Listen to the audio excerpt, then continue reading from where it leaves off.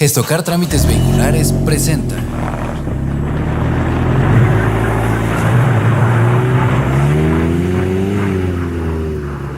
Bienvenidos todos aquí a su programa ¿Y tú qué con Davos? El día de hoy venimos a tocar un tema que creemos que le han dado la difusión adecuada para realizar este tipo de programa, este tipo de entrevista, para que por medio de nosotros podamos alzar la voz. ¿Sí, Analu?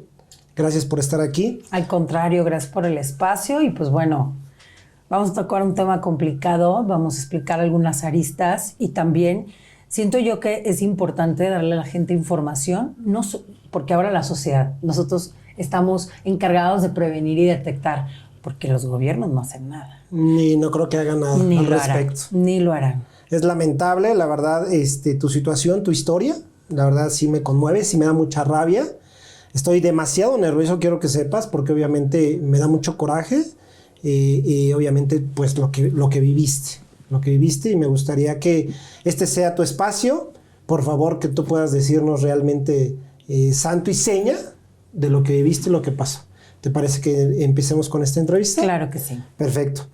Dime una cosa, Analu, ¿qué te dice esta imagen? ¿Qué es para ti esta imagen?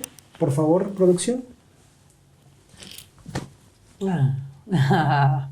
Pues bueno, pues esa imagen es la imagen de la fuerza, de la resiliencia, de cómo existe un sistema que solamente por ser frágil, por ser pequeño, por ser mujer, se aprovechan, te avasallan, te maltratan, te destruyen.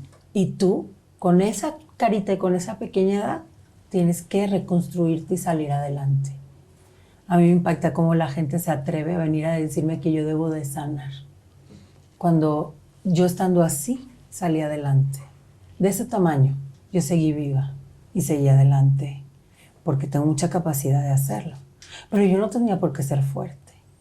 Claro, no estabas... Yo tendría por qué ser feliz, no fuerte. Claro. Esa era la edad para ser feliz, no fuerte. Para disfrutar tu niñez, para salir adelante, para hacer porque muchas cuando cosas. tú llegas a la edad adulta, tú tienes un montón de responsabilidades que te llegan porque así es la vida de los adultos. La de los niños no tendría por qué ser una vida de fuerza y resiliencia.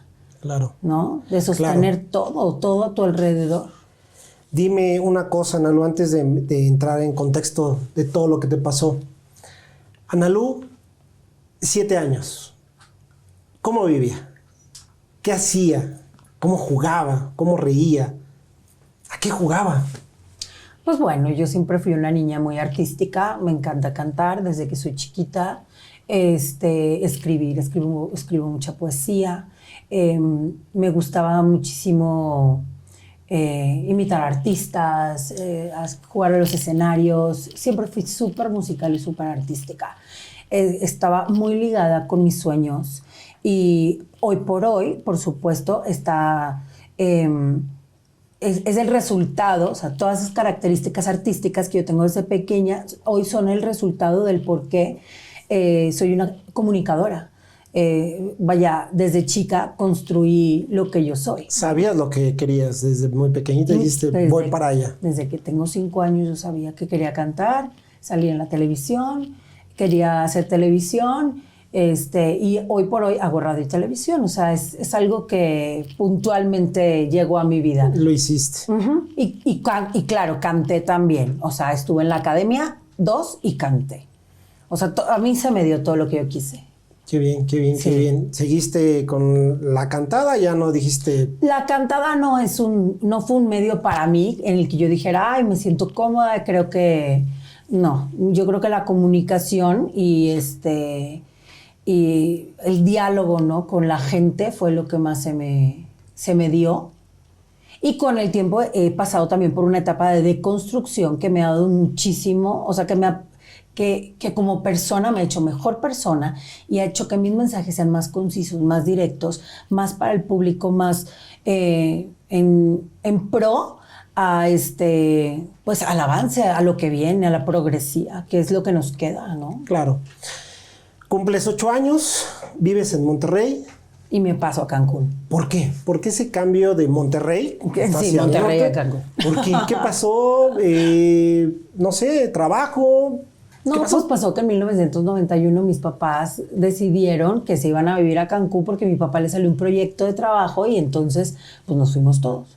Mi mamá tenía su empresa en Monterrey, tuvo que cerrarla, para mi mamá fue muy complicado.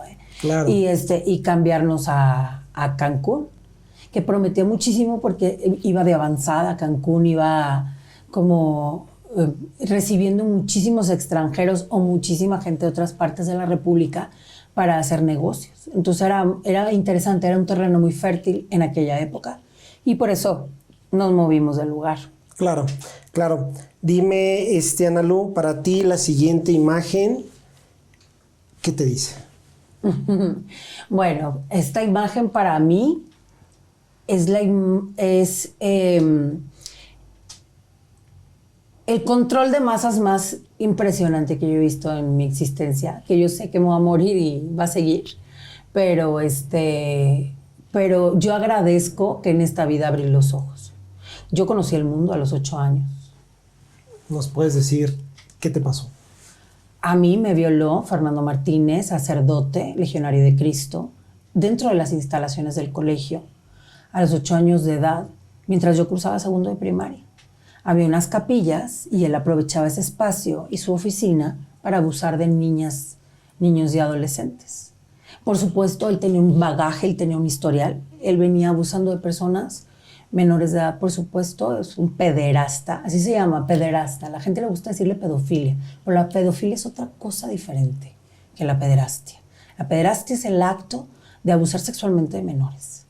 Y él practicaba la pederastia desde 1969 y yo me lo topé en 1991. Desde 1969 a él lo iban moviendo de lugares porque le salían denuncias dentro de los colegios o de los seminarios o de los espacios en donde él convivía con menores y jóvenes, le salían denuncias. Entonces lo iban colocando y moviendo de lugar. Para ir tapando todo. La congregación de los legionarios de Cristo. Ellos saben perfectamente cómo operar. Es casi un manejo empresarial el tema de la pederastia a nivel legionarios y a nivel iglesia. ¿Por qué a nivel legionarios? Porque el fundador de los legionarios de Cristo fue un pederasta. Fue un delincuente, un pederasta, un drogadicto, un ratero, un todo. Violador también. Claro, y aparte no era célibe, o sea, tenía esposa porque no se casó con ella, pero era su concubina, tuvo hijos, violó a sus propios hijos, carne y sangre. Luego tuvo otra esposa, tuvo una hija, se acostaba con hombres mayores de edad y con mujeres. Y a esas mujeres les quitaba sus fortunas y ellos empezaron a hacer dinero en su congregación. Él tenía manejo con mujeres millonarias. Y aparte de todo eso, era pederasta, violaba niños menores de edad en los seminarios. Este tipo de personas crean ambientes en donde están cerca de niños o pueden reclutar niños. Y qué mejor que un seminario menor, que los papás solitos van y les dejan a sus hijos. Y entonces luego los colegios eran un excelente lugar para seguir practicando la pederastia. Así es muy preocupante de alguna manera que tú confías en el colegio donde tú vas y que pase esto y nadie diga nada. ¿Sabes qué? Lo más preocupante es que cuando a mí me pasó eso, cuando se cometió ese delito sobre mi cuerpo, mi infancia, mi vida, yo tenía 8 años y era en 1991.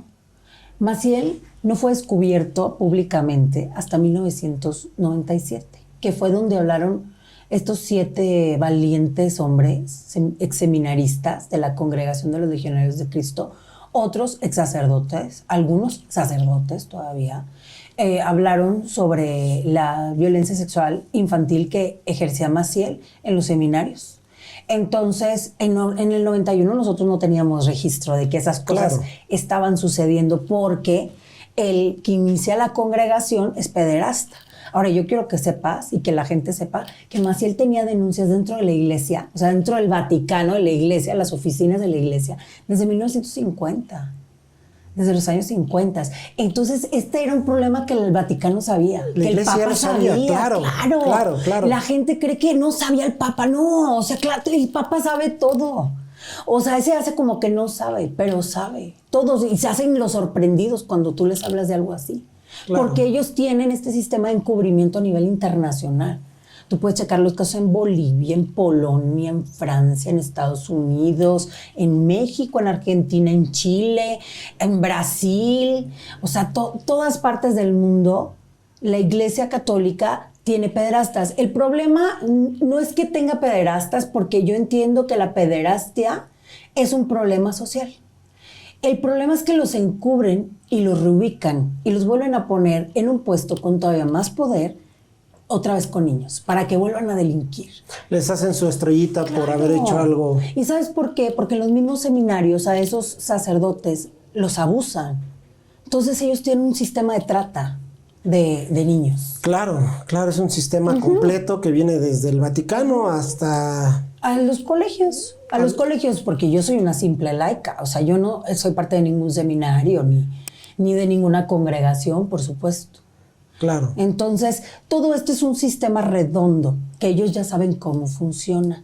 En donde aparte ellos, por ser iglesia y el poder que tienen sobre las masas, porque estamos hablando, por ejemplo, de México, que es un país altamente católico, mayoritariamente católico. Así es. Entonces, pues tienen toda esa gente que les sigue, los defiende.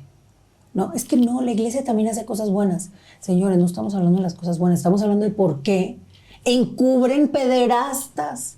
Porque tienen un sistema operativo, un modus operandi, para encubrir delincuentes violadores de niños durante más de 50 años.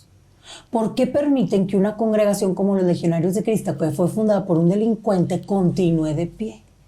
¿Cuáles son los intereses que hay de por medio? Siempre. Son empresariales. Siempre. Entonces, Dios es una empresa para ellos. Negocio. Claro, es un negocio. Y la gente dice, no, pero es que hay buenos. ¿Y por qué se callan sabiendo que la propia institución encubre a los delincuentes pederastas? ¿Cómo se atreven a callar? No piensan en los niños. Esos son los buenos. Esos son los buenos en los que podemos confiar. En los que confiamos. Estamos fritos. Claro. Estamos fritos. Y entonces manejan toda una verborrea alrededor de las víctimas de pederastia, que las víctimas buenas son las que perdonan. Las víctimas buenas son las que buscan la reconciliación. Las víctimas buenas son las que no reniegan, las que no andan por ahí victimizándose. Y entonces, cuando sale una víctima como yo, que yo no me conformo, a mí no me hablan de perdón ni de sus ideas, yo no me interesa. A mí me interesa la verdad de la justicia, dejar un camino aquí en la tierra. Que si la justicia divina, ¿eso crees tú? A mí no me interesa porque yo no puedo litigar en el espíritu, yo no puedo denunciar espíritus, yo puedo denunciar personas y operaciones institucionales. Eso sí puedo denunciar. Y eso pasa aquí en la tierra. Si el delito se cometió aquí, aquí se paga. No me importa lo demás, lo que sigue, eso es bronca de otros seres con los que yo no tengo contacto directo. Yo estoy hablando de aquí. ¿Por qué es importante aquí? Porque pasó aquí. ¿Y por qué es importante aquí? No por Analú. No, por los niños, niñas y adolescentes hoy. Dejar un camino en donde la gente pueda, a ver, ¿a qué vereda me acomodo? Porque necesito buscar justicia, porque es un tema de derechos humanos. Así es. No de creencias ni de religiones. La gente le gusta mandar este tema a otro plano. Y en ese plano no coexistimos. No hay forma de poder ser. No hay forma. ¿Cómo voy a litigar con los espíritus? ¿Cómo voy a exigirle justicia al espíritu? No. Aquí les digo, entreguen a sus pederastas. No los entregan. ¿Y sabes qué es lo peor? Que no hay una sola autoridad interesada en el tema. Porque dentro del espectro de la violencia sexual infantil, la pederastia clerical es minoritaria. Pero no es tan minoritaria como parece. O sea, las primeras violencias sexuales que sufren niños y niñas y adolescentes son en sus núcleos familiares. Ahí está la mayoría, en las casas heteros, que tanto defiende la familia tradicional. Ahí están las primeras violencias, las que tienen colocada a México en el país número 1 de violencia sexual infantil. Así es. En el número 1 de pornografía infantil, en el número 1 de corrupción de menores. Ese es México, el México del futuro de las infancias. ¿Dónde está la importancia que le dan a las infancias? No es cierto que les importan los niños. No es cierto que con los niños no. El adultocentrismo gana. la superioridad moral del adulto de creer que los niños son seres que no saben nada, que apenas van aprendiendo, porque no saben lo mismo que yo, no tienen mi experiencia, entonces yo tengo más valor porque tengo más edad. O sea, es una cuestión de sometimiento social. Los niños no tienen voz. Tiene que haber un adulto que le dé personalidad jurídica y pueda ir a exigir los derechos de los niños. Nunca puede ir el niño a exigir sus propios derechos, porque no es persona jurídica. No pueden votar. Entonces, ¿a quién le importan los niños? Los niños están callados. Y luego el delito de la violencia sexual no se denuncia hasta 30 años después. Dice la psicología, dice la psiquiatría.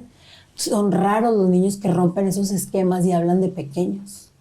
Tienen otras herramientas que no tienen los niños, a los que no hay que hablarles de sexo. A mis niños no me los sexualices. Así es. Por mis niños no les hables del tema, pero los están violando. Los están violando en sus casas. Los que encubren la misma familia, los violadores, y a los niños los mandan a callar. ¿Y sabes qué es lo peor? Que este es el primer lugar el porcentaje mayor de donde suceden estos delitos, como te digo, es en la familia. El segundo es en las escuelas, en las instituciones, en las clases privadas. Son ejercidos por maestros, por maestras. Y el tercer lugar por sacerdotes. Entonces no estamos tan lejos. Son el tercer lugar, al menos en México. Entonces, si es un problema que hay que atender en una mesa de trabajo con algún servidor público. Urge. ¿Por qué no hablan de la iglesia? ¿Por qué no hay un solo abogado pro bono que se quiera pelear con la iglesia en México? Hay mucho interés económico, político. Porque exacto, intervienen en la política, son amigos de los empresarios más importantes de México, educan a los hijos de los empresarios más importantes de México. ¿Qué les importan unos niños violados? Por favor. El niño violado, no. Y si no, el niño no perdona, el niño es malo. Y pobrecita de mí la iglesia, porque yo tengo buenos dentro de la iglesia. Entonces, siempre el niño al último. Siempre la víctima echa a un lado. Nunca la víctima al centro. Lo que yo quiero es que la víctima vaya al centro, porque es lo importante, no tu institución, ni tu creencia, ni tu religión, ni tu Dios, ni tu nada. El niño, la niña, el adolescente. Eso es el que debemos de poner al centro, la víctima, la persona que sufrió violencia. Y también, aparte de sufrir violencia sexual por parte de una persona de la iglesia, esa persona de la iglesia tiene el respaldo de la institución. Entonces tú, aparte de ser violentado sexualmente, eres violentado institucionalmente y violentado socialmente y relegado y mandado a que tú debes de sanar, tú debes de perdonar, tú debes de darle la vuelta, tú debes de seguir con tu vida, tú debes... ¡Wow!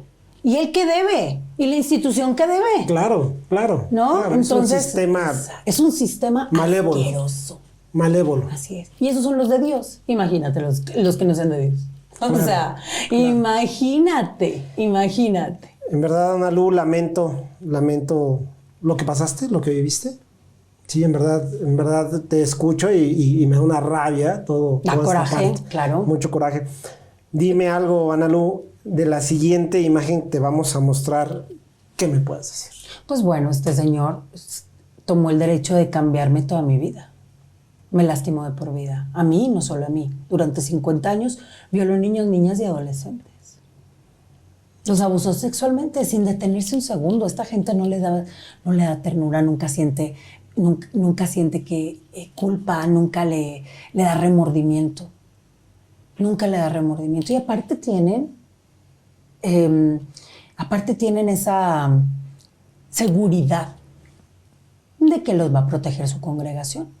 Y los va a proteger la iglesia, porque la iglesia tiene protocolos en este tipo de casos. O sea, no se creen que la iglesia dice, ay, déjame ver qué vamos a hacer. No, la iglesia sabe qué hacer. Claro. La congregación sabe qué hacer. La congregación tapó años a Maciel. La iglesia tapó años a Maciel. Él fue víctima de Maciel. Así es. A él lo violaron a los 15 años. Él fue una víctima que se convirtió en un victimario. Me imagino que obviamente... Eso es no sanar, señores. Claro. Eso sí es no sanar, ¿eh? Eso sí es no sanar. Eso es no sanar. No lo que me mandan a decir a mí, ay, ponte a sanar. Y la iglesia no hace nada. No, la iglesia sí hace, la iglesia los encubre, los respalda, los premia, los reubica y los pone otra vez con niños para que vuelvan a violar. Después de Cancún, el Señor se lo llevaron a un seminario en Salamanca. O sea, yo te hablo de que la Congregación de los Legionarios de Cristo hoy por hoy tiene colegios y seminarios menores. No hay una sola autoridad que revise bajo qué estatutos esas personas tienen derecho de educar niños o de estar cerca de niños cuando son una congregación que encubre pederastas y fundada por un pederasta. ¿Cuáles son los lineamientos? ¿Por qué no hay ninguna autoridad interesada? ¿Por qué la SEP no hace nada? No dice, no se pronuncia. Es decir, ¿por qué los derechos humanos no dicen nada? ¿Por qué nadie dice nada? No, te mandan hay buenos también. La institución también hace cosas buenas. Dan colchitas a la gente de la calle. Así es. No, y entonces la pederastia queda a un lado. Es que tiene cosas buenas y cosas malas. Es que no. Estos señores salen y dan cátedra moral. Dicen que está bien y que está mal. Se atreven a decir, a darnos guía, camino espiritual. Confiamos en ellos. Son líderes de opinión en sus colonias. No se Y envuelven. ellos saben que la iglesia encubre pederastas, se callan. Esos son los buenos, esos son los de confianza. ¿Sabes cuánta gente me escribe a mí diciéndome que se acostó con sacerdotes y abortó hijos de ellos? Que la violaron sacerdotes, que la manosearon, que se aprovechaban en las confesiones. Que fueron víctimas, que vieron cosas, que vieron cómo abusaban de otros niños. Que cuando se bañaban, que seminaristas que se bañaban y que pasaban los sacerdotes de rondín para verlos desnudos. ¿Sabes cuántas personas me escriben? Con el pavor. Claro. Con el pavor y aparte con el adoctrinamiento católico, cristiano, romano, judío-cristiano, judío-romano, judío, lo que quieran. O sea, que viene, porque esta es una ideología judío-cristiana. Nació del judaísmo, el monoteísmo, y de ahí derivó. Entonces el Dios que ellos siguen es el Dios romano. Yo renuncio al Dios romano. No me importa. No me interesa. No me interesa la concepción que ellos hicieron de Dios. La empresa romana no me interesa.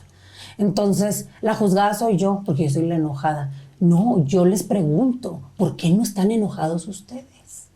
Claro, claro. ¿Cómo sociedad no te enojas de que violen niños estos señores que salen a decir, los homosexuales son malos, los rateros son malos? Oye, ¿los violadores que encubres? Oye, ¿los sacerdotes que se callan que hay violadores en la institución? ¿Esos no son malos? ¿Esos qué son? ¿Qué es ser malo? ¿No? Exacto. Se cuestionan muchas cosas. Y el no cuestionarnos también es una enseñanza cristiana. No hay que cuestionar, Dios todo lo sabe. Dios sí quiere, y si no quiere, pues no quiso. Y si quiso es por gracia de Dios. Si no quiso es porque Dios tiene sus tiempos. Entonces no hay que cuestionar nunca. No hay que cuestionar nunca, porque cuestionar es del diablo.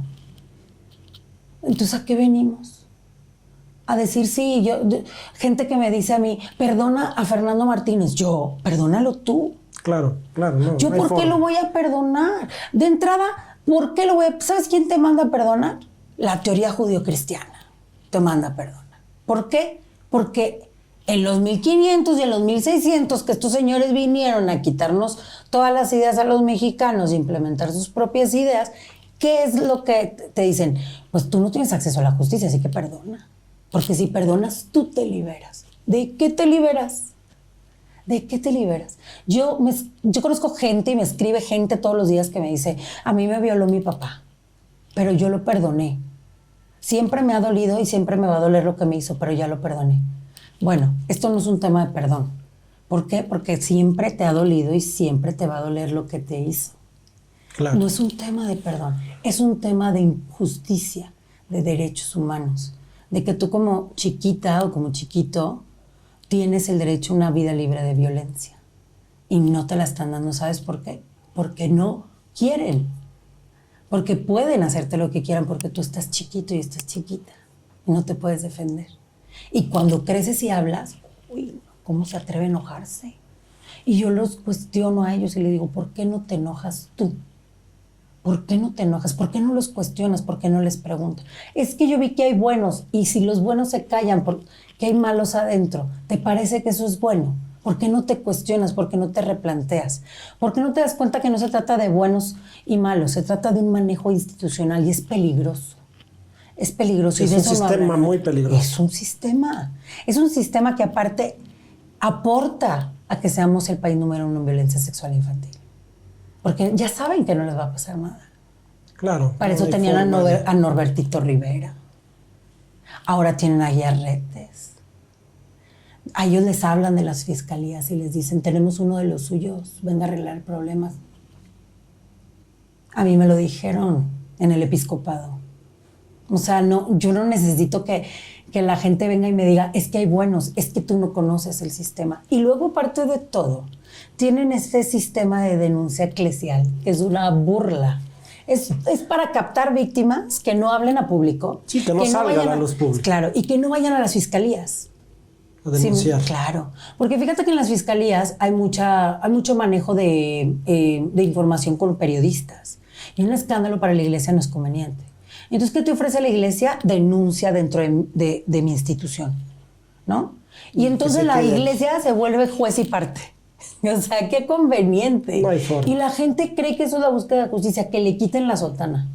Yo no puse ni una denuncia en la iglesia porque es como irte a poner una denuncia a Disneylandia, con reglas de Disneylandia, ¿no? Entonces Mickey Mouse va a venir y te va a decir, oye, el castigo va a ser que ya no va a comer paletas de limón. ¿Sí me explico? Totalmente. No me interesa esa justicia porque es irreal. Es irreal. La justicia divina no aplica aquí. No, claro que no. Aparte, es un sistema. Es un sistema de captación de víctimas. Como normalmente las personas que agreden y violentan sexualmente son personas católicas, captan a las familias. Vamos a castigar a este sacerdote. ¿Cómo es posible que esté haciendo esto? Ellos saben que está haciendo esto desde hace años. Así y lo es. reubican. No, nosotros nos vamos a encargar de penitencia, nunca delito, nunca una pena judicial, no, de penitencia. Les vamos a poner trabajos duros y que cuiden ancianos hasta su muerte. Y los reubican a otro lado y ya los ponen como más niños y ahí violan a otros niños. Ese es el manejo. Y entonces lo máximo que tú puedes aspirar, porque aparte tienen derecho canónico penal y derecho canónico civil, o sea, ¿penal qué? Si no tienen cárceles, no pueden encarcelar a nadie. Bueno, la pena máxima es que los reducen a estado laico. Quiere decir que ya dejan de ser sacerdotes. Esa es la pena máxima que puede dar la iglesia. Uy, haz de cuenta que yo violo a un niño y entonces a mí me quitan mi ficha comunicadora. Ya no puedo tener un micrófono. ¿Eso te pasaría a ti si mañana vas y agredes a un niño? No. No. A ti te denuncian, te meten al bote y te aplican la ley. A ellos no. A ellos no. Es una lástima. Ajá, a ellos no es igual. A ellos no es igual porque ellos tienen las conexiones adecuadas para entonces poder negociar, poder llegar a un acuerdo extraoficial con la víctima, o quitarle la sotana y que la víctima esté tranquila, porque gracias por perdonarnos, gracias a ti, víctima buena, que tú perdonaste a tu agresor que te violó durante no sé cuántos años en los seminarios o en las escuelas, tú eres buena. Y entonces Dios te lo recompensará. Y aparte eres un salvador de la iglesia, fíjate. O sea, ¿quién necesita salvar la iglesia? ¿Quién necesita? ¿Por qué le dejan al niño salvar la iglesia? ¿Por qué le dejan a las víctimas colaterales, a las familias? Tú tienes que salvar a la iglesia. No. Las víctimas no somos objetos que utiliza su Dios para salvar a su institución. Fíjate, siempre instrumentalizadas. Nunca, jamás recompensadas. Porque para nosotros no hay retribución. Para nosotros, y si pides retribución, eres una interesada. Siempre guiadas para ellos, a favor de ellos. Claro, y entonces la gente que sale como yo y dice, quiero justicia, quiero verdad, no me conformo con tus perdones falsos, no me interesan tus perdones, porque ni tú lo sientes ni yo te la creo. ¿Qué vamos a hacer? Quiero justicia. Te estoy señalando al violador y a sus encubridores, a toda la institución que la encubrió, al modus operandi, los estoy señalando. ¿Qué vas a hacer?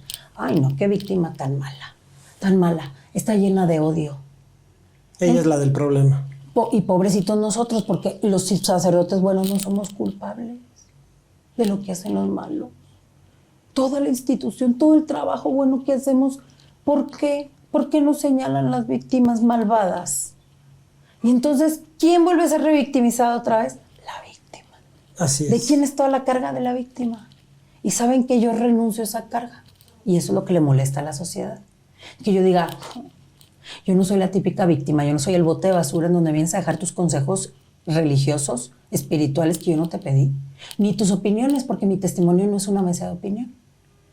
Mi testimonio sirve para garantizar o para intentar garantizar que la sociedad tome medidas de protección y de detección, porque estos señores son violadores y los encubre toda la institución y tú no vas a tener justicia. Entonces, protégelos, detéctalos, intenta omitir dejarlos en esos lugares. A mí me ha escrito gente que me dice, mi hijo está en la escuela de los legionarios, pero ¿sabes qué? Yo ya les dije que el padre no los puede tocar. O sea, le das toda la responsabilidad a los niños de cuidar su cuerpo. Esa es la manera en la que protegen a los niños los padres. Ay, no, yo ya hablé con mis hijos, los padrecitos no pueden andarlos tocando. Ah, entonces la responsabilidad es del niño, nunca del adulto. Nunca del adulto.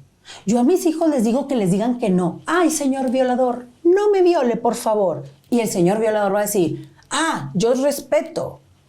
Son violadores, son delincuentes. ¿Cuándo un asaltante te va a dejar de asaltar porque le digas que no? Es lo mismo con los pederastas. Nada más que los pederastas no llegan, estos pederastas no llegan y te quitan la ropa y te golpean y te violan. No, estos pederastas primero ganan tu afecto, tu confianza y se meten con tu vulnerabilidad.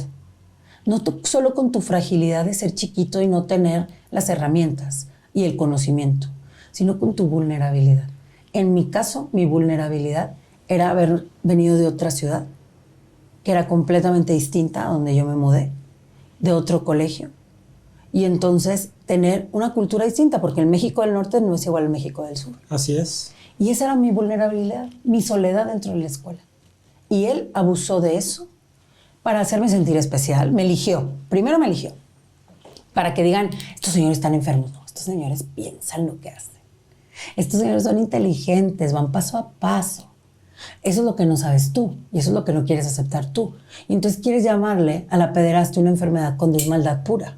Porque estos señores van paso a paso y saben cómo elegirte, qué decirte, qué hacerte sentir y cómo poco a poco empezar a tocarte de tal manera en la que tú te aclimates a su contacto. Así es. Y van aumentando. Empiezan con pláticas guiadas, mientras ellos se complacen, se masturban, y te usan a ti como objeto. Claro. Siempre tú eres el objeto sexual de esos señores. Porque aparte, no puedes generalizar en mujeres. Claro que hay mujeres, por supuesto. Hay casos de monjas que con monjas, o monjas con niños, claro. Digo, hablando de la iglesia. En otros ámbitos también hay mujeres, pero son la minoría. O sea, en general, los hombres son los depredadores sexuales. ¿Por qué? Porque hay un sistema. Hay un sistema que a los hombres les permite aprovecharse de una menor o de un menor y que entonces todavía tengan el descaro de decirte, pero si él quería. O todavía tengan el descaro de decirte, pues que yo soy hombre, yo tengo necesidades. Yo puedo. Sí, claro, pues que yo puedo. O sea, ¿quién dice que no puedo? ¿Dónde está escrito que no puedo? Tú me vas a detener. Tú, niño, me vas a detener. Tú, niña, me vas a detener. Y eso es justo lo que hizo ese señor. Y cuando yo lo detuve, porque yo lo detuve. Yo lo detuve. La gente cuando me dice es que por eso es importante, porque vienen a mis denuncias, a mis espacios, y dicen, por eso es importante, papás, que cuiden a sus hijos. Y yo me pregunto, ¿tú estás en horario escolar, sentada en un pupitre al lado de tu hijo o de tu hija? No hay forma. No hay forma, ¿verdad? No hay forma. No estamos 24/7. A mí me pasó en el colegio. Y entonces a esos papás yo les digo, por eso papás, hay que cuidar a los hijos. Pues si ellos mismos van y los dejan a los seminarios menores y los meten a esas escuelas. Hoy siguen de pie esas escuelas, siendo sumamente exitosas. Así es. ¿Dónde está el cuidado a sus hijos? Ponen a la institución por sobre sus hijos. Creen que esas personas son las adecuadas que les van a formar valores a sus hijos. Sí, eso es impresionante. Cómo estas personas se meten en las culturas y en las tradiciones y en las familias. Una familia completamente. Porque llega un momento en el que entonces tu mamá, en lugar de enseñarte qué es bueno y qué es malo, te enseña lo que Dios quisiera de ti. ¿Y quiénes son las personas que te enseñan que Dios y que... Estas personas a las que nadie los toca, que gozan de privilegios. Son una minoría, pero que gozan de privilegios. Wow. Dime una cosa, Nalu. Para mí, Fernando Martínez es malo. Es una persona mala. Si no hubiera una restricción de ley, ¿cómo lo castigarías? Pues bueno, yo no soy juez. Yo entiendo mucho a los jueces, porque el juez tiene que mediar siempre entre el agraviado y el que agravia. Y entonces él tiene que ver la justa medida de la acción, ¿no? Yo siento que la acción de la pederastia es irreparable. Yo quiero que la gente entienda qué es la pederastia. La pedofilia la ejerce una persona que siente atracción por menores, pero la pedofilia no es un delito. ¿Cómo? La otra vez publiqué, las palabras sí importan, los significados sí importan. Un pedófilo no es un delincuente. Pero es que le gustan los niños. Siente atracción por los niños, sí. ¿No está bien? No, no está bien. Pero no puede pedir ayuda, porque ya hay un estigma social sobre tú padecer una filia de esa índole. Pero luego me dicen, pero es que, ¿y si consume pornografía infantil? Ah, pues ya es un pederasta, porque eso, consumir pornografía infantil, sí es un delito. Pensar y sentir no es un delito. Qué peligroso. Qué peligroso. Porque entonces, como seres humanos, no podemos anticipar que un pedófilo cometa un acto pederasta. ¿Qué es la pederastia? Cuando un pedófilo pasa a la acción. La pederastia es la acción, pero la gente insiste en llamar pedófilos a los pederastas. Entonces nunca entienden el centro del problema. Para mí, como víctima, sí es importante remarcarlo. Claro. No, y el hecho de que accionan desde el inicio, desde que te acomodan, en este caso el uniforme, desde que te están tocando la ropa, para ellos es una incitación. Claro, ellos están excitadísimos. Claro. Sexualmente están excitadísimos. A mí Fernando Martínez me levantaba el uniforme, me tocaba las piernas, me metía las manos dentro de la ropa interior. Me decía que mi ropa interior era muy bonita, mis calzoncitos de princesas. O sea, imagínate eso. Entonces, cuando yo lo visualizo, digo, ¿cómo se atrevió? Yo quiero que la gente entienda cuánto Fernando Martínez tuvo que mentirme para poderme siquiera tocar. ¿Cuánto tuvo que mentirme? Cuando yo era chiquita y hablé, porque yo hablé esto me sucedió como 1 año, 2 meses.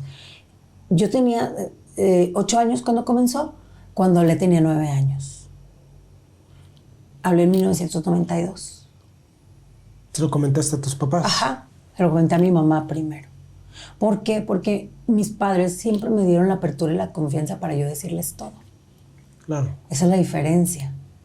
Por eso cuando la gente me dice, papás, es muy importante decirle a los niños que no los pueden tocar. No es tan fácil como eso. Darte cuenta que estás siendo víctima de violencia sexual sin herramientas es muy complicado. Y te ha de dar miedo el decir que estás sufriendo abuso. Es que no sabes que es abuso. O sea, ni siquiera tienes idea de lo que es el abuso. Tú imagínate, tú no sabes lo que es sexo, no sabes lo que es abuso, no sabes lo que es tocamientos. No tienes ideas. No tienes ninguna idea sobre ese tema. Entonces, cuando yo hablé con mi mamá, lo que le dije, mamá, quiero que hables con el padre, digo, menos estructurado, ¿verdad? Quiero que entiendan que tenía 9 añitos. Mamá, habla con el padre porque no me gusta lo que me hace. Esas fueron mis palabras. No me gusta lo que me hace. A lo que mi mamá, en lugar de reaccionar, en lugar de ser reactiva o que yo me asustara, me dijo, ¿qué te hace? Y yo me subí a la cama y empecé a brincar. Imagínate la tensión que yo tenía de hablarlo, que me puse a brincar, porque había que liberarlo. Claro. Y entonces le empecé a contar un poco lo que me hacía. Que si me subía la falda, que si me metía las manos a la ropa, o sea, adentro de los calzones, que todo eso, ¿no? Entonces, yo le dije a mi mamá, habla con él para que ya no lo haga, porque no me gusta. O sea, ahí llegó mi razonamiento. Y mi mamá lo entendió todo. Pero los papás cuando se enteran también sufren. Y tú los ves sufrir. Otra carga para la víctima. Hago sufrir a mis papás. esto que dije causó un sufrimiento en mis papás. Y no solo me cambió la vida a mí, también a mis papás les cambió la vida. Todo lo que yo tenía como familia se quebró. Se quebró. Y no hablo de, mis papás se divorciaron, no, mis papás siguen juntos. Pero es como vivir con una condición nueva. Porque ya no hay desarrollo de la libre personalidad. Porque ya no hubo una vida libre de violencia. Porque entonces se exacerban, cualquier problema que tú tengas se exacerba. Porque entonces empiezas a generar nuevos problemas de salud mental y otras formas de relacionarte. Y entonces tus papás ya te tienen que sentar y te tienen que decir, te tengo que explicar cómo se hacen los bebés.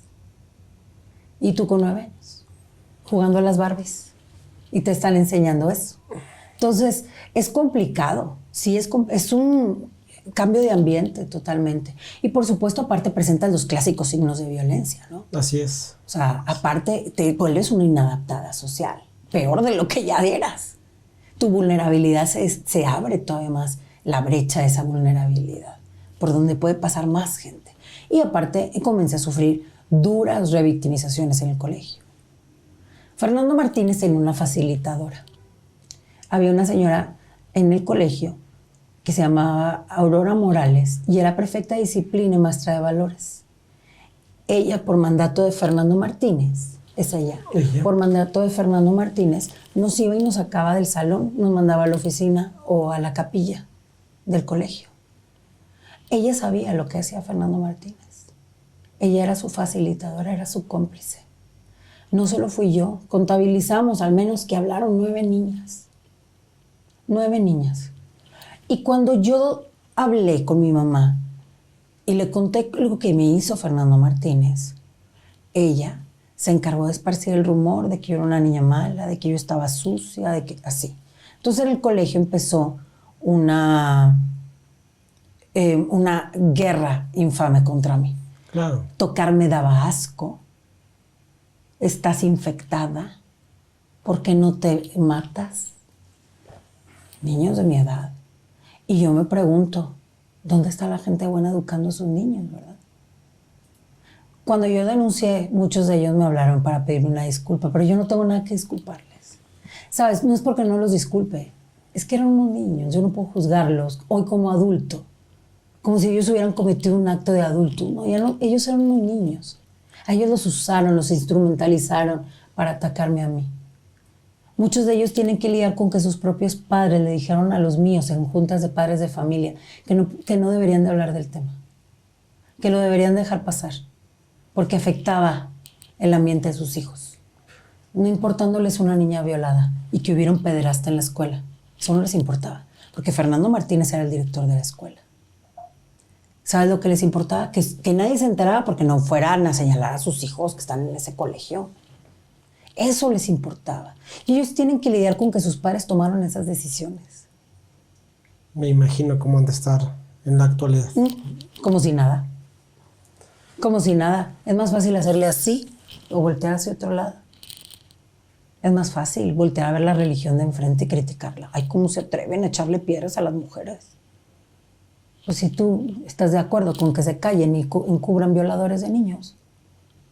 No, que castiguen a los curas. Es que no actúan solos. Y tú les explicas y no entienden. Y la iglesia maneja ese sistema. Te lo entrego a él solito. Yo cuando lo denuncié a él, denuncié también a Jorge Bernal, el obispo, que también ya falleció. Porque ya están muriendo todos. Y la iglesia está feliz. Ya por fin se está muriendo este señor, entonces ya no lo van a señalar. A esta señora la encubrieron también. La mandaron al Irlandés de Monterrey, a otro colegio, a ser maestra de valores. 25 años. Fíjate, después de facilitarles a las niñas al violador. Fíjate, después de ser una delincuente, cómplice de violencia sexual infantil, la mandaron a otro colegio. 25 años. ¿Sabes cuándo la sacaron? Cuando la denuncié públicamente. ¡Pum! La desaparecieron. La desaparecieron. El obispo Jorge Bernal se enteró de lo que hizo Fernando Martínez y ¡ay, qué asombro! Ellos sabían desde 1969, pero ellos fingen asombro. Y entonces le dijeron a mis papás, ¿sabes qué? Mis papás eran muy jóvenes, muy inexpertos, y aún en la que eran 1991. Entonces, Obviamente, cuando la gente señala a mis papás y que me dicen, yo hubiera hecho, yo les digo, mira, lo que tú hubieras hecho no es el tema, porque no estamos hablando de ti. Eso en primera. Tú vete a dar consejos en tus espacios de qué hubieras hecho tú y de tus opiniones allá. Porque aquí mi testimonio no tiene vuelta de hoja, o sea, no lo puedo cambiar. ¿De qué te sirve venir a decirme que mis papás se equivocaron? Obviamente se equivocaron. ¿Qué hago con eso? Me enojo con mis papás, dejo de hablarles por siempre. Mira, mis papás se habrán equivocado, pero yo te digo desde hoy que al menos mis papás me creyeron. Y mis papás accionaron con lo que pudieron, como pudieron. Y se enfrentaron no solo al monstruo de la iglesia y la congregación de los legionarios de Cristo y mi revictimización y la revictimización que sufrieron ellos, sino a los empresarios que les cerraron cada puerta a mis papás para que dejaran de tener trabajo. Nos tuvimos que regresar a Monterrey. Nos corrieron prácticamente de la ciudad. Le decían a mi papá, si no te vas a callar, ahí está la puerta y lárgate a tu ciudad. Así le decían a mi papá. Los empresarios, estos que son de verdad, de superderecha, ellos. Familias intachables. Entonces, para mí eso era...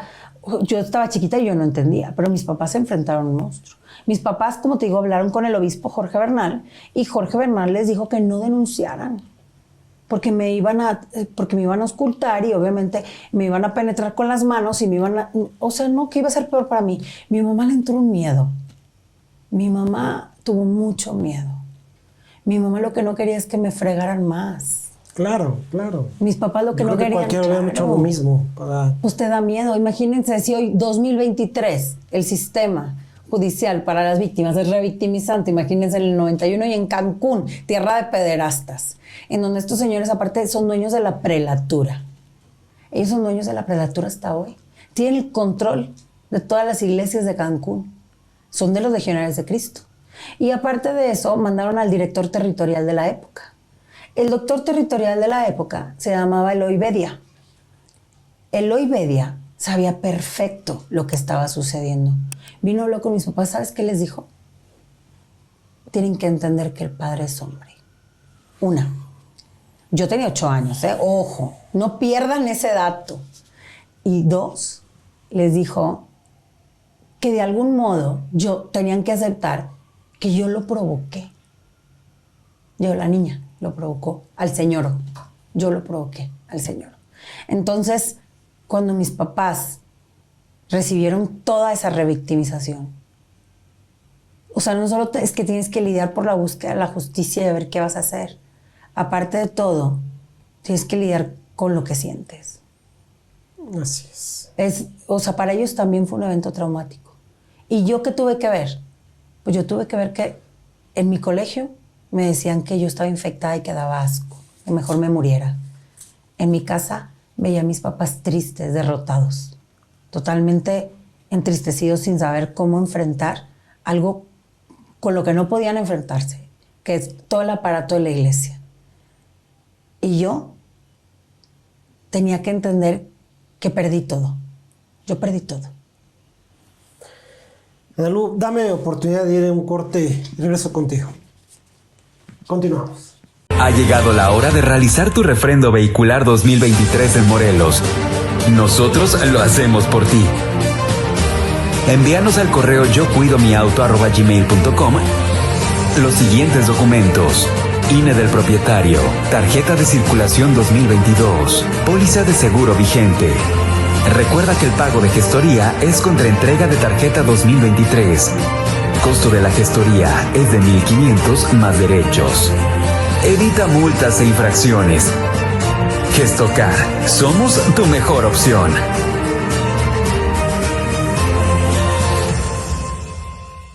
Gracias, Analu. Te voy a mostrar una imagen y te voy a hacer una pregunta. Por favor, ayúdame. Vale.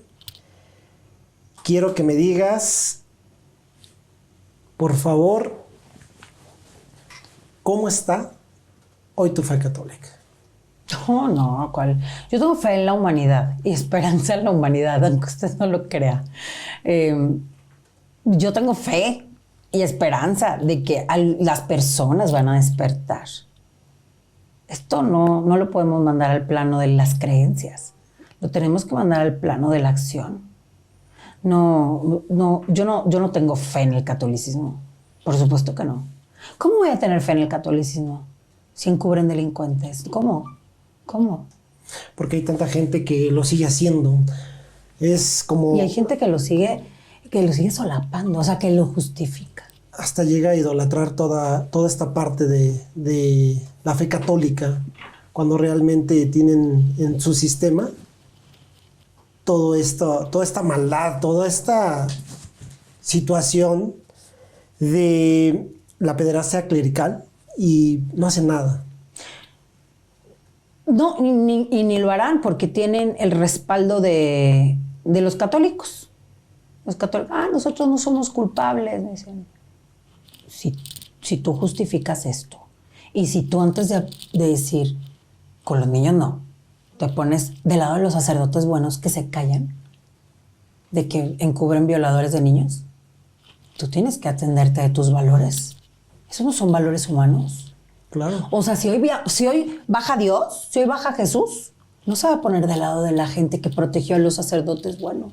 Se va a poner del lado de las víctimas, de los niños. De eso se va a poner del lado.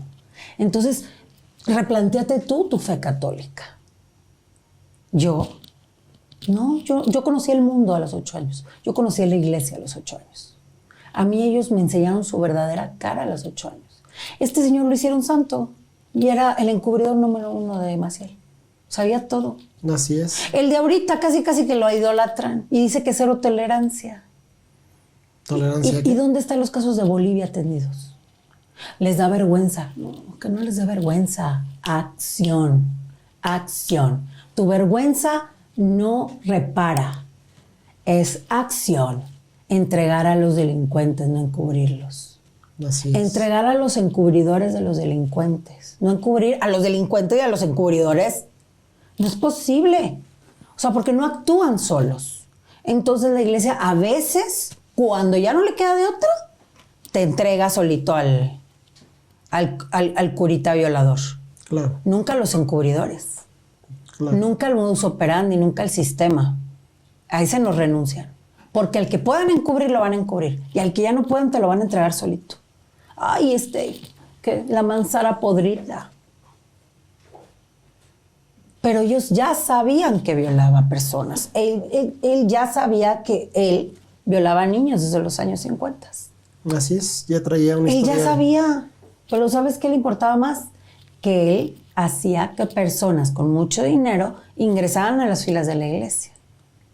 Así es. Eso es lo que le importaba, porque la iglesia se sostenía de eso. Y le daba mucha popularidad. Los legionarios de Cristo son muy populares entre la gente rica. Y te lo juro que a mí me decían, es que los ricos también necesitan a Dios. Esas frases privilegiadas, para pocos, selectos, ¿no? Es la congregación selectiva, en donde nada más caben los blancos heterosexuales, hegemónicos, las familias perfectas de dinero de toda la vida de abolengo, en donde se atienden los problemas de los ricos. Pero si una niña sale violada en sus filas, ay no, ¿cómo se atreve esa niña? A nosotros no nos va a inquietar nuestra élite, nuestro mundo, ¿no? Así es. Y entonces él avalaba todo. El Papa avalaba todo. El Papa San Juan Pablo II. Revisen ustedes su religión. ¿Cómo es posible que hicieran santo un encubridor de pederastas? Muy complicado todo. Y luego, después de él, vino Benedicto. Y Benedicto salió a decir que ya no le quedó más, porque pues ya Maciel ya estaba bien cachado, ya salió la familia, y ya dijeron, ay, hasta los hijos violó, o sea, ya no pudieron detener la ola. ¿Y qué salió a decir Benedicto? Que todo era culpa del libertinaje sexual de los 60s. Absurdo. O sea, la liberación sexual de los 60, según Benedicto, le abrió la puerta a Maciel a ser un pederasta. O sea, la pederastia no existía antes de los 60. Y las denuncias de los 50, ¿y a ti qué te impidió sacarlo de tus filas, entregarlo a las autoridades? También el libertinaje de los 60, señor Benedicto, señor Juan Pablo II. Y ahora, al Papa Pancho, ¿verdad? Porque el Papa Pancho también es bien tolerante. Él dice que no, pero tolera bastante. Tolera bastante. Si ellos saben que en sus filas hay un pederasta, pero no ha sido denunciado, todo normal. Cuando sale denunciado, ay, ¿cómo crees? Y lo protegen institucionalmente. Es más, lo vimos en el documental que salió del Papa. Salió una víctima y le cuestionó que a él lo habían abusado a los 12 años. Que señaló, es del Opus Dei, el numerario, que señaló a al culpable, a su abusador, que evidentemente él lo señaló, pero seguramente había más casos y otros chicos se han de haber quedado callados. Y entonces él lo señala, lo denuncian en el penal y en la iglesia. Y al ver la iglesia que en el penal no lo castigan como es debido, la iglesia tampoco. Y entonces regresó al numerario a los colegios, todo normal. Y entonces él, en su gran frustración, le dice al Papa que cómo es posible que pasen estas cosas, que encubran a esos delincuentes. Y el Papa, ¿sabes qué dijo? Porque aparte él sacó una carta, dijo, mira, tú me escribiste una carta, papá. ¿Cómo? Sí, a ver, léemela. Porque ni se la sabía. Se la lee el chico. Dijo, bueno, pero ahora que me lo dices, vamos a volver a checar el caso. Ay, señor, qué tolerante es usted. Qué tolerante el Papa Francisco. Muy tolerante. Él puede dormir tranquilo mientras saben que en su institución encubren violadores de niños. Pues más, duerme tranquila la gente. Entonces, yo digo, ¿yo en qué momento de mi fe estoy? Pues no, evidentemente, yo invito a la gente que vea en qué momento de su fe está y en qué está poniendo su fe y sus creencias. Eso es lo que más me preocupa. Claro. Analu, tengo la impresión con todo esto que he estado viendo, investigando, que la Iglesia Católica te quiere hacer responsable de todo esto. Te quiere hacer ver como responsable de todo esto. Me deja la carga a mí, claro. Ellos se quedan callados. Claro. ¿Qué opinas de todo esto? Es un modus operandi. Yo soy la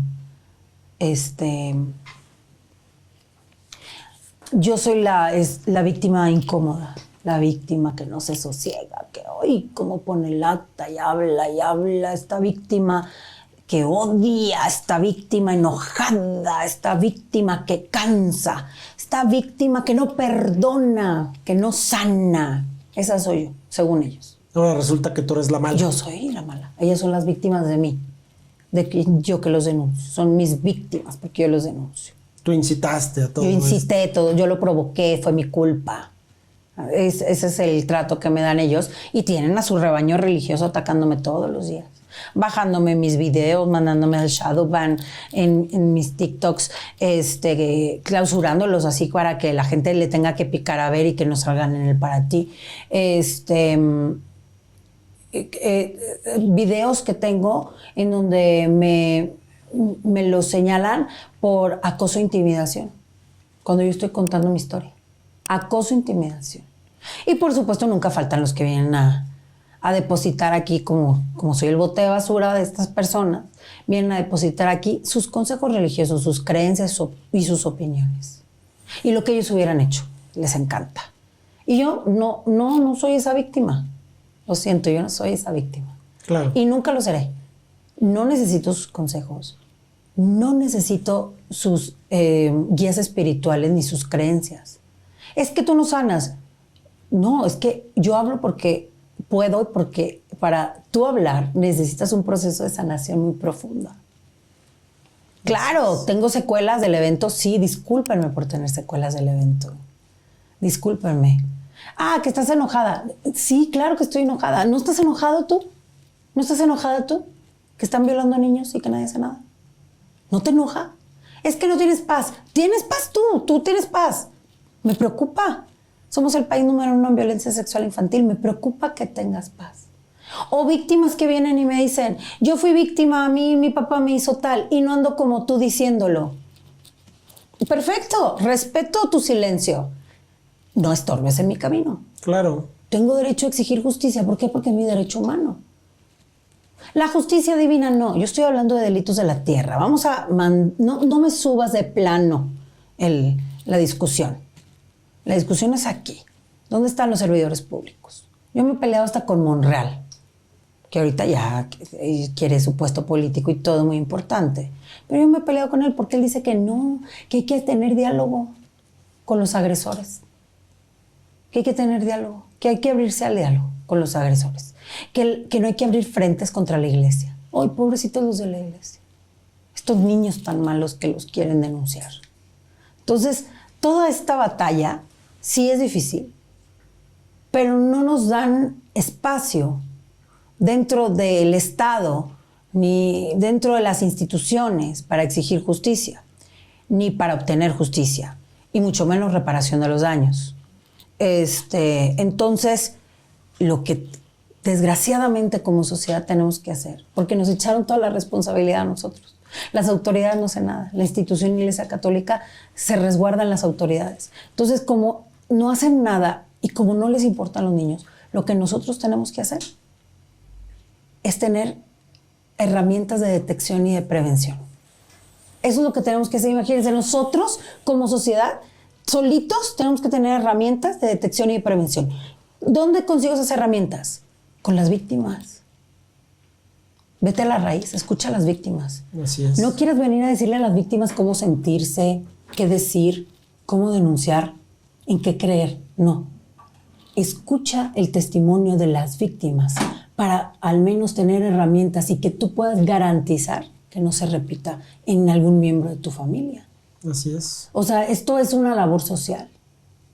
No todas las víctimas lo hacen. Las respeto, tienen razón. Es horrible, inmerecido. Después de todo lo que viviste, todavía meterte en el escrutinio público. Muy complicado. Muy complicado. Por eso yo no represento ninguna víctima. Yo hablo por mí. Hablas por ti. Yo hablo por mí. Yo no represento a las víctimas, ni soy la representante de las víctimas de la pederastia clerical. Pero hoy por hoy, al menos en mi país, en México, sí soy una persona que ha hecho presencia para visibilizar este delito, que es un delito minoritario dentro del espectro de la violencia sexual infantil. Y aparte de minoritario, es un delito invisibilizado por los poderes fácticos. Entonces, las víctimas de la pederastia no existimos. No existimos en las películas de Sound of Freedom, no existimos en ningún espacio de denuncia, no existimos en la marcha del 8M, no existimos en los congresos, no existimos en los senados ni en las diputaciones. No existimos para los servidores públicos, no hay una sola mesa de trabajo que esté analizando la problemática de la pederastia clerical y cómo la iglesia tiene una deuda pendiente con las infancias de México. No hay nadie interesado. Y también hay una sociedad enmudecida. Totalmente. Eso es peligrosísimo. ¿Por qué? Porque por el silencio de la sociedad y por conformarse con palabras que utiliza la creencia, es por eso que este delito no obtiene justicia en ningún espacio. Son mínimos los casos. ¡Ay, sí hay padres! Claro, son mínimos los casos. En donde la iglesia dice, ya no pude más, tuve que soltar al curita. Pero nunca entregaron a los encubridores. Sí, a todos los que acompañaban. Exacto. Durante años. Claro. Porque aparte no es, ay, de pronto se le ocurrió abusar a un menor. No, este señor ya trae una historia. Y todas estas historias están enmudecidas. Y uno se atreve a hablar. Entonces se pudo hacer algo. Desgraciadamente yo no pude hacer nada porque mi delito estaba prescrito. El delito estaba prescrito, no pude denunciar.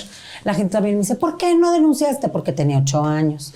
Denuncié con mis papás. Pues tus papás tienen algo. Sí, mis papás se equivocaron, debieron de haber denunciado, no lo hicieron.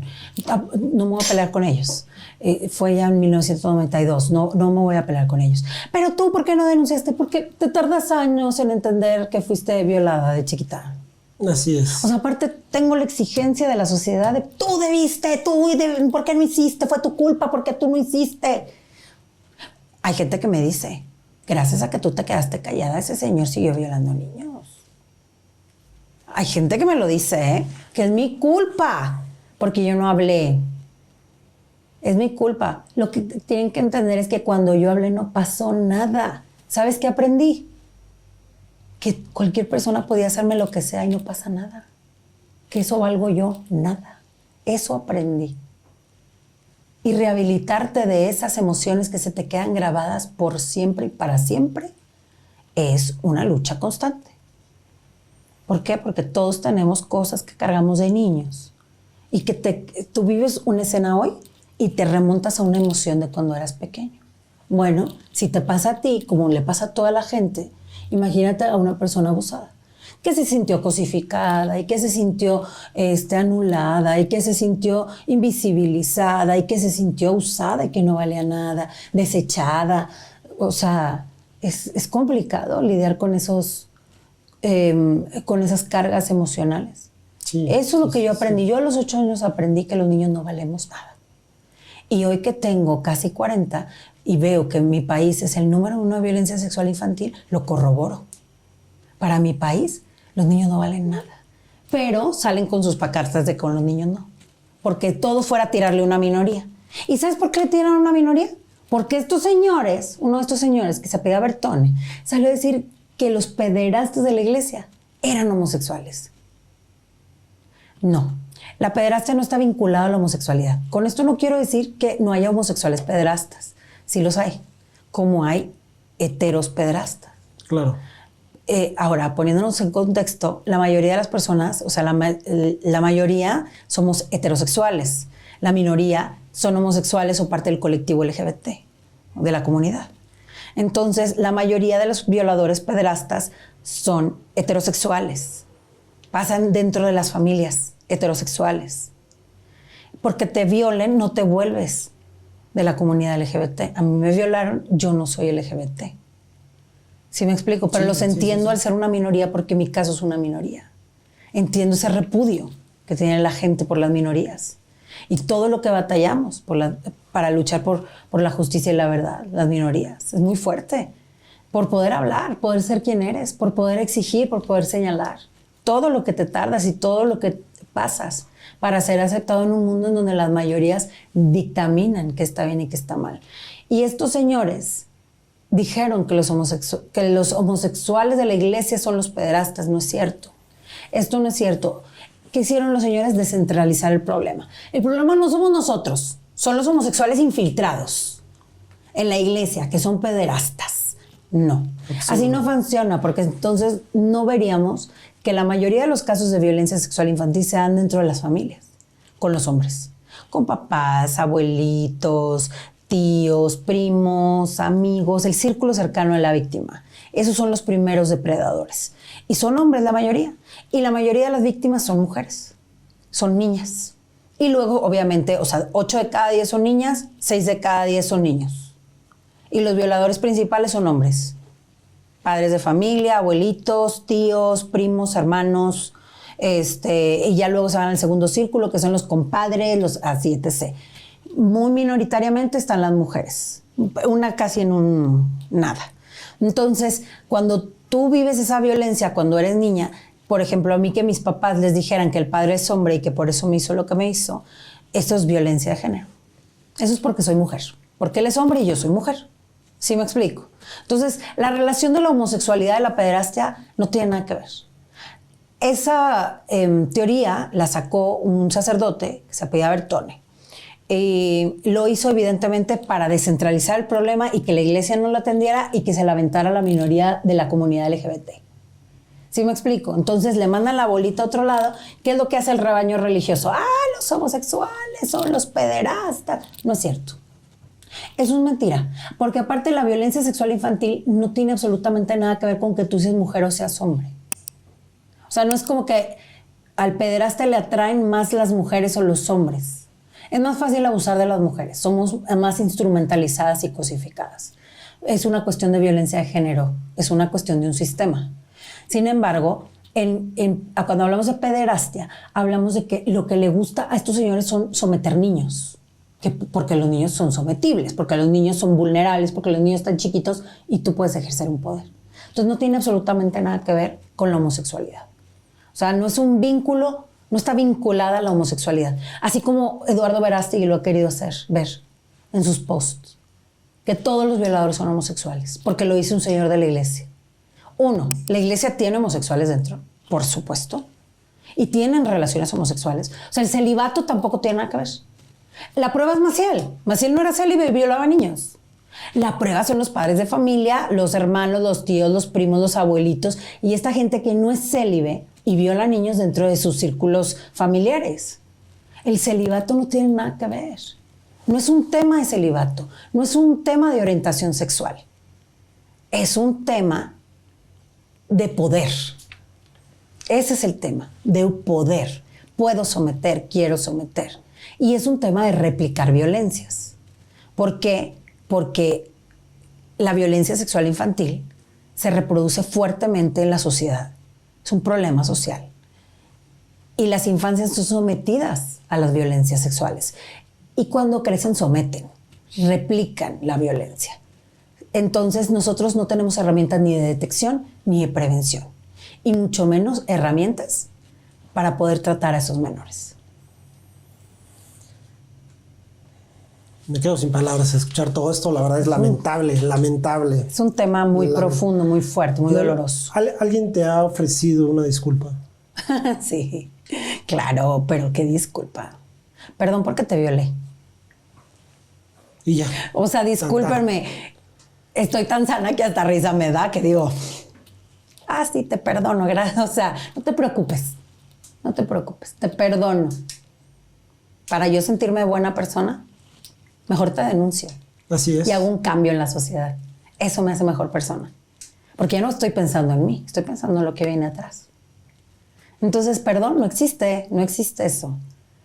A nosotros nos enseñaron esos señores a perdonar, porque aparte es un mundo de señores, ese. No es un mundo de señoras. Hay señoras, pero las señoras atienden a los señores. Así es. Entonces la mujer en el papel de la iglesia es borrada. Es la imagen de María, sometida, callada, aceptando, siendo una niña, porque era, al parecer, según los estudios, era muy joven. Pero como la Biblia fue escrita durante 1500 años por cientos mil de personas, pues sepa. A mí cuando me sacan versículos bíblicos, yo ya no estoy discutiendo temas de la tierra, ya estamos hablando de temas de espíritus, y yo con los espíritus no estoy debatiendo. Estoy debatiendo con personas terrenales, con una institución terrenal. Es que esa la creo en los humanos, no Dios, porque Dios es otra cosa. Esas son tus creencias, yo no ando debatiendo, tú crees lo que tú quieras. Yo te estoy hablando de aquí, concéntrate en el tema. Entonces, un perdón, ¿por qué necesito yo un perdón? ¿Ustedes necesitan un perdón? ¿De verdad creen que 50 años de violar niños y niñas hay arrepentimiento ahí? Lo que hubo es que yo los exhibí. Y entonces, al exhibirlos, mejor hay que pedir perdón. Porque ¿quién queda bien? El que pide perdón. Porque es difícil pedir perdón, porque es un acto de mucha valentía pedir perdón. No, un acto de valentía es denunciar. Así es. Un acto de valentía es señalar. Un acto de valentía es no conformarte con palabritas. ¿Por qué me tengo que conformar con palabritas de mi violador? No me conformo, nunca me conformé. Y cuando se murió también me expresé. Porque se acaba de morir hace como 2 semanas. Fernando Martínez. Y luego, 3 días después, se murió el obispo que lo encubrió, Jorge Bernal. Ya no me estoy esperando que se muera el otro, el Oibedia, porque todos están grandes. Todos esos siervos de Maciel, ¿eh? Sí, claro. Con un macielismo así brutal, una cosa de Maciel hasta la muerte. Los dejaba hacer todo, quisieran lo que quisieran. Fíjate que no los dejaba hacer todo, los ponía a hacer todo. Ellos le compraban la droga a Maciel, porque Maciel era drogadicto. Tenían un padre, sacerdote, Ferreira se apellidaba el señor, que antes de que Maciel hablara con... es un culto, ¿ok? Los legionarios de Cristo es un culto a Maciel. Ellos dicen que ya no, pero son. Claro. O sea, tienen toda la doctrina macielista. Y la iglesia lo sostiene. Con el pretexto, a mí me lo dijo el nuncio, Franco Coppola, con el pretexto de que si son de Dios se sostendrán, pero si no son de Dios se caerán. Confórmate con eso. Ok, entonces lo que Dios diga, cuando Él diga, como Él diga, diosidencias como Él quiera, los tiempos de Dios porque son perfectos. Y si no vienes porque Dios tiene sus planes. Y si sí vienes porque Dios hizo justicia. No, señores. Así no. Así vamos a seguir siendo el país número 1 en violencia sexual infantil. Si pensamos de esa manera. si pensamos en perdón. No podemos perdonar. Nos están fregando la nación.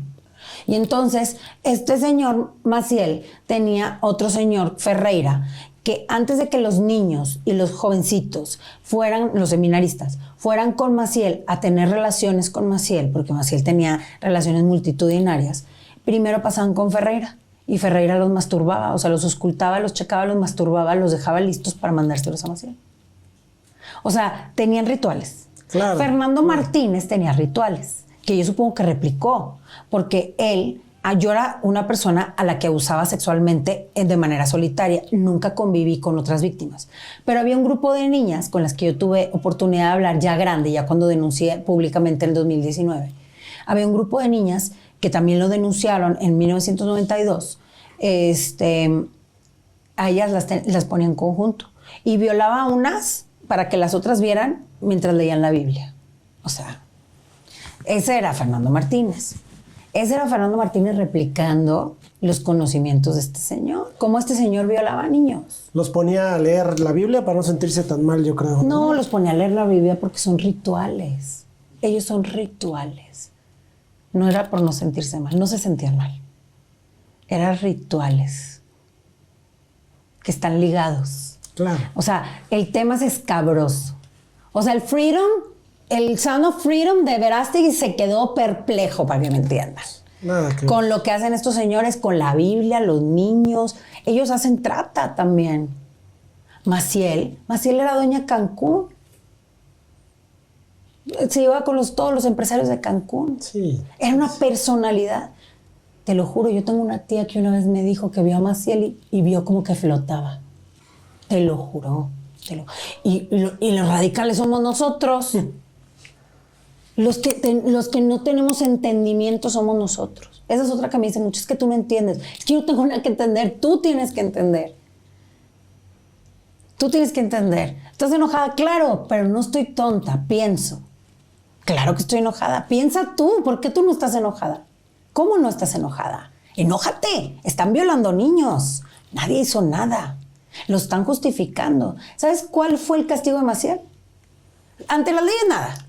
Obvio. Ante las leyes, nada, porque todos lo conocían y él daba las misas a los empresarios. Ay, que se murió el Tigre Azcárraga y ahí va Maciel. Ay, que no, todo. Maciel era consentido de los empresarios, de las personas más importantes, de los presidentes, de todos. De todos. Aquí y en otros países. Su castigo, el que le mandó Benedicto, el que, descubrió todo según la película de los dos papas y entonces él peleó contra Maciel. ¿Sabes cuál fue el castigo? Una vida de oración y penitencia. Se murió siendo un sacerdote, ni siquiera le quitaron el estado clerical. Ni siquiera. Lo dejaron con su fortuna, se murió con su fortuna viajando a Disney con su hija de su segunda juntada, porque nunca se casó. Yo creo que no le gustaba el matrimonio, le daba flojera. Porque ni ellos creen lo que predican. Así es. O sea, ellos lo predican, pero ni creen, ¿eh? No se crean que creen. Y como todo el mundo lo veía como un santo, aparte él buscaba que canonizaran a su mamá. Y te juro, en las escuelas te enseñaban la vida de Maciel. Porque era un culto a Maciel. Te enseñaban la vida de Maciel y quién fue Maciel, y Maciel cuando era niño, y que si él hacía cosas santas, y que si veía espíritus de a Dios, y que si tuvo su llamado, y que tal por cual. Así, te enseñan el ABC de Maciel en la escuela. Que si su vaca se llamaba Mariposa. Documentado, Documentado. Gente de mi generación le enseñaban, les ponían exámenes de Maciel. Y hoy en día dicen que ya se murió Maciel y ya se murió el mal. Y no es cierto. Porque de esa generación de denunciantes que señalaron a Maciel por violencia sexual infantil, ellos eran 7 personas. Ahorita ya no son, ahorita ya desgraciadamente ya no viven tantos. Que para mi gusto, no los juzgo de manera personal, pero saliéndome de la caja, siento que el enfoque de su denuncia siempre fue religioso. Y si tú te pones a debatir ese plano, entonces existe el perdón y la reconciliación y todo eso. Pero si tú te vienes al plano de la legalidad y de los derechos humanos, se hace a un lado la creencia y empezamos a trabajar en un rumbo, ¿no? Y ellos no hicieron eso, esas líneas las cruzaron muy fácil. porque entonces sus peleas eran a versículos. A que si la esencia de la congregación, el dogma de la congregación, el carisma de los legionarios, así le llaman ellos, el carisma. ¿Cuál es el carisma de la congregación? Y ahí te pierdes, en esos rollos te pierdes. Sí, no, te envuelven, te quieren sacar y... Pero eso es lo que quieren, que te envuelvas. Claro, que te pierdas en lo que no estás concentrado, que es... Y muchos de ellos, muy válido, yo no me meto, para mi gusto no contribuye a la verdad de la justicia. Sin embargo, muchos de ellos aceptaron, de ellos y de los salesianos y de los maristas y del que me nombres, congregación, la que quieras, Opus Dei, aceptan arreglos extraoficiales con las congregaciones. Se sientan, negocian, le dan una mensualidad o le reparan a la víctima lo que ellos dicen que pueden dar, negocian, les dan dinero a cambio, dejan de hablar de la historia. Yo no quise hacer eso. Tuve la oportunidad, no quise. No porque yo sea mejor persona, no, eso no lo juzgo. Cada víctima lleva su proceso, pero yo no estoy de acuerdo. Lo que yo haría, porque me dicen, ay, tú lo que quieres es dinero. No, yo no es lo que quiero. Yo me merezco una reparación de los daños. Claro que sí. ¿Quién podría cuantificar los daños? Una institución gubernamental. No me interesa que ellos lo cuantifiquen. No me interesa un arreglo extraoficial. A mí me interesaría dejar un camino legal de cómo una congregación te repara por medio de la legalidad, para que otras víctimas, que su caso está prescrito, puedan acceder a ese tipo de justicia, ¿no? Que sería diferente, porque ya está prescrito tu caso. Pero como quiera tienes derecho a la reparación, porque eso es a perpetuidad. Es un derecho humano, irrenunciable. O sea, irrenunciable. No es que yo no lo quiera, es que aunque no lo quiera, ahí está. ¿Sí me explico? Entonces eso para la gente es muy complicado de entender. ¿Quiero dinero? No. ¿Pero les debe de costar? Sí. Tiene que haber una represalia. Claro, tiene que haber algo. Tiene que haber algo. Pero ni quieren eso tampoco. Por favor, dame oportunidad de ir a otro corte. Sí, claro. Regreso contigo. Continuamos. Te empiezo a ver, ¿qué vas a hacer?